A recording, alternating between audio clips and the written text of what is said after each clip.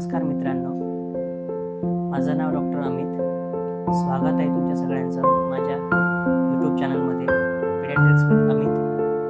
मी या चॅनलद्वारे तुम्हाला लहान बाळांबद्दल, त्यांची काळजी कशी घ्यायची, त्यांचा डाएट प्लॅन याबद्दल सगळं समजून सांगणार आहे एक एक व्हिडिओ करून. सो माझा हा पहिला व्हिडिओ आहे. त्यात आपण जाणून घेणार आहोत की बाळाला बर्पिंग कशी द्यायची, टमी टाईम कसं द्यायचा. चला तर मग जाणून घेऊयात.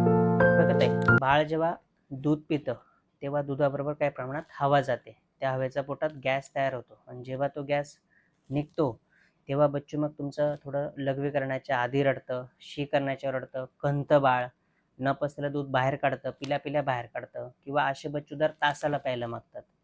जे बाळा 2.5 किलोच्या वरती असतात जन्म झाल्यानंतर, त्या बाळाने आईकडे दर 2 तासाच्या पुढे दूध मागायला पाहिजे. ते जर एक तासाला या अर्धा तासाला, किंवा बच्चू आई मग बाळाला अर्धा एक तास पाजायला बघते, ते चुकीचं आहे. तर ह्यासाठी बाळाला बर्पिंग करणं म्हणजे आपल्या साध्या भाषेत ढेकर काढणं गरजेचं असतं प्रत्येक वेळेस.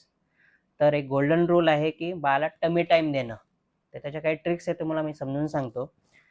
तर पाजल्यानंतर बाळाला खांद्यावर धरून, तुम्ही लोक पाठीला चोळतात तसं न करता, जिथे आपण कर्दळ बांधतो तिथे कमरेवर हाताला असा कप तयार करायचा आणि जिथे आपण बेल्ट लावतो कमरेवर तिथे थोपटायचं 15 ते 20 मिनटं.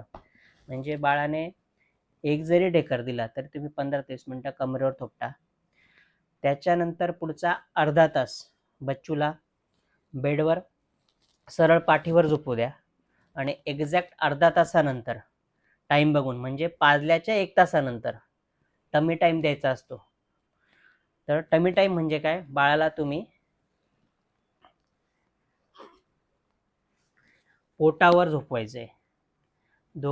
बाळाचे दोघे हात असे पुढे आणि हाताचा परत कप तयार करा आणि बच्चूला थोडं कमरेवर इथे हळूवार थोपटा आणि पुढचा एक 15 ते 20 मिनटं किंवा अर्धा तास बच्चूला असं या पोझिशनमध्ये झोपू द्या. ओके, हे केलं. हे केल्यानंतर होतं काय की पाजल्यानंतर जो गॅस गेलेला असतो तो गॅस जो आहे तो बाहेर पडत राहतो, बरोबर. तर हे तुम्ही 8 वेळा दूध पाजलं, 8 वेळे हे केलं पाहिजे. हे जर केलं तर तुम्हाला कोणतंही गॅसचं औषध द्यायची गरज लागणार नाही. आणि हे तुमचं म्हणजे सध्या माझ्याकडे खूप सारे असे बाळ आहेत की ते फक्त गॅसेससाठी आमच्या डेली डे टू डे प्रॅक्टिसमध्ये, तर हे करणं खूप गरजेचं आहे. तर याला टमी टाईम देणं म्हणतात. हे जर केलं तर तुमचं बाळ व्यवस्थित झोपतं. आणि याचे 2-3 अजून फायदे की तुम्ही जसं टमी टाईम देणार, बच्चू तुमचं जसं थोडं वय वाढतं तसं बाळ त्याचं मान उचलतं. मान उचलल्यानंतर तिथले जे नेकचे जे मसल्स आहेत ते स्ट्रॉंग होतात. त्यानंतर पायाचे मसल्स स्ट्रॉंग होतात, बरोबर. हाताचे मसल्स स्ट्रॉंग होतात. तर पुढे जेव्हा बच्चू रांगतं, क्राउलिंग करतं, चालतं, तर त्याच्यामध्ये त्या मसलची जी मदत होते ती आतापासूनच स्ट्रॉंग व्हायला सुरुवात होते. तर हे तुम्ही टमी टाईम जो आहे, हे तुम्ही जर ही ट्रिक जर वापरली तर तुम्हाला औषध द्यायची गरज लागणार नाही. ओके, हे फक्त प्रत्येक वेळेस ढेकर काढणं नंतर तुम्हाला करायचं आहे. ओके.